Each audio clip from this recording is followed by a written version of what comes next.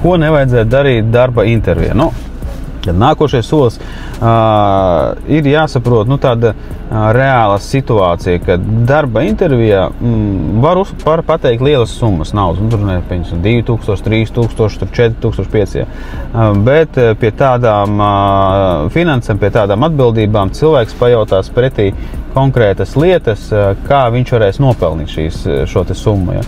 Kā viņš varēs nopelnīt to algu.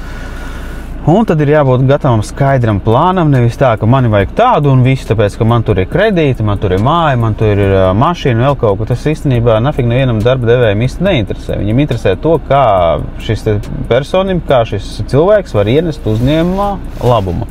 Un tad jau attiecīgi, pie tā arī plāna tiek sastādīts, kā to dabūt gatavi. Tāpēc darba intervijās ir jābūt diezgan atklāti pirmām kārtām pret sevi. Tas ir viennozīmīgi. Ja tu neesi atklāts pret sevi, ja tu tur mānies, ja tu gribi tikai naudu, tad agri vai vēl tas vienkārši izlīdīs ārā darba procesā. Izšaus. Tas vienkārši izšaus. Ja. Un tad attiecīgi nebūs ne tev forša, ne arī darba devējiem, jo tāpēc, ka tās šķiršanās, tās darba attiecību pārtraukšana, viņas tāpatās savā veidā iedragā kaut kādu psiholoģisku stāvokli. Ja.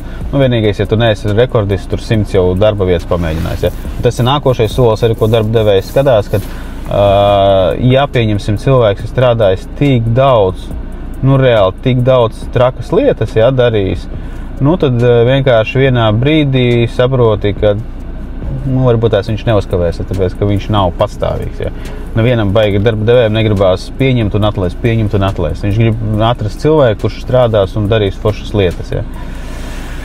Tā kā, lai izdodās darba intervijā sevi parādīt, un mēs arī priecājamies, ka pie mums atnāk uz Princēlu cilvēki, kuri jau saprot šīs lietas, kuri zina šīs lietas, un viņi vienkārši jau dara tas, kas viņiem ļoti patīk, kas viņiem kaifu sagāda, un mēs varam atalgot par to padarīto darbu. Tas ir forši. Kā lai izdodās.